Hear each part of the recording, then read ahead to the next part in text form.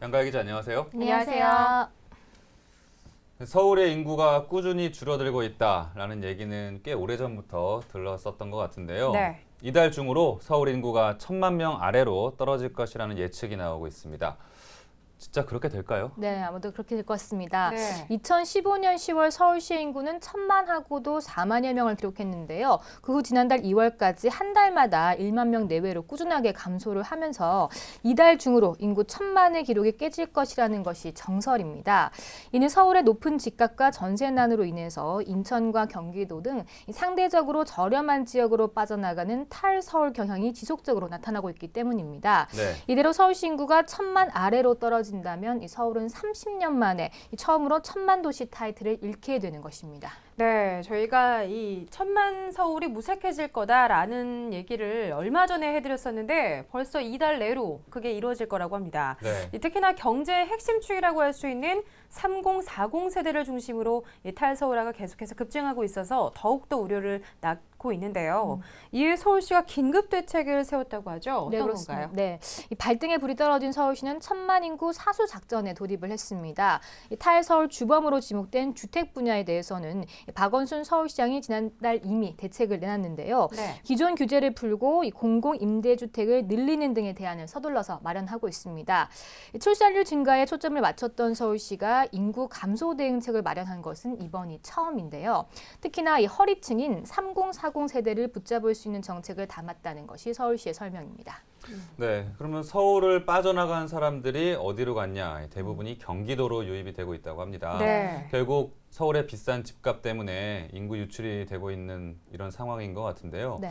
조금 현실적인 정책들이 필요할 것 같아 보이는데요. 그렇습니다. 서울의 3.3제곱미터당 아파트 평균 전세 가격은 1,247만 원인데 비해서 경기도의 평균 매매 가격은 997만 원으로 서울의 전세값보다 20%가량이나 낮습니다.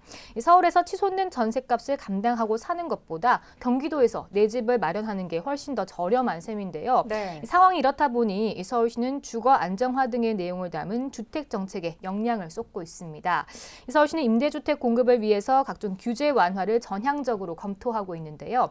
역세권의 규제를 완화한 뒤에 청년층 등의 임대주택으로 공급하는 역세권 2030 주택이 대표적이라고 할 수 있겠습니다. 예, 이 대책들이 좀 통했으면 좋겠는데요. 그런가 하면 지난해 국회 문턱을 넘지 못했던 임대차 계약갱신권 신설과 또 월세 계약 신고제 카드도 다시 꺼내들었다고 하죠. 네, 그렇습니다. 서울시는 임대계약 갱신권을 신설해서 임차인이 장기간 안정적으로 거주할 수 있도록 해야 한다는 입장인데요. 네. 임차인이 1회에 한해서 추가로 계약을 갱신하면 임차인은 4년을 같은 집에서 살 수 있게 됩니다. 또 월세계약 신고제 도입으로 임대료 신고를 의무화해서 주택시장 가격을 투명화하고 또 임차인을 보호하는 내용의 월세계약 신고제도 재추진 의사를 밝혔는데요. 월세를 신고하는 전입신고자는 소득공제 등의 인센티브를 주는 방향으로 유도한다는 계획입니다. 네. 네, 이렇게 서울시가 발빠른 대응을 하고는 있지만 전월세 주택의 안정화라는 게 사실 쉬운 게 아니거든요. 네, 그렇죠. 이 때문에 임대주택 확대를 강구책으로 내놓고 있습니다. 과연 그게 얼마나 효과를 거둘지는 조금 지켜봐야 알 것 같습니다. 네.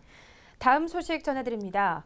지방자치제도가 도입된 이래 처음으로 서울시 산하 기관장에 대한 시의회 인사청문회가 바로 내일 열리게 됩니다. 다름 아닌 이 시설관리공단 이사장 후보에 대한 청문회라고 하죠. 네, 이 서울시의회는 내일 오전 10시에 이지훈 서울시설관리공단 이사장 후보자의 경영 능력과 자질 등을 검증하는 인사청문회를 개최하기로 했습니다. 네. 앞서 서울시와 시의회는 지난해 8월 인사청문회 실시 협약을 맺고 서울 메트로와 도시철도공사, SH공사 그리고 농수산식품공사와 시설관리공단 등 시 산하의 5개 공기업 기관장에 대해서 인사청문회를 실시하기로 했는데요.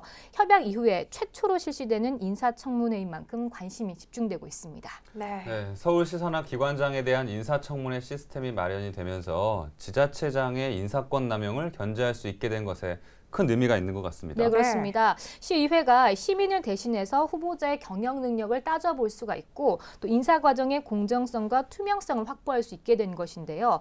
인사청문특별위원회의 박운계 의원은 서울시 최초로 실시되는 인사청문회인 만큼 이지훈 이사장 후보자를 상대로 경영 능력을 철저하게 검토해서 공공서비스의 질이 개선될 수 있도록 하겠다는 입장을 밝혔습니다.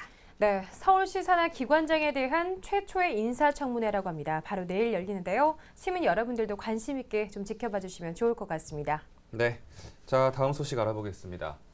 지난해 서울에 살고 있는 청소년들의 수면 시간은 하루 평균 6시간 6분이었습니다. 네.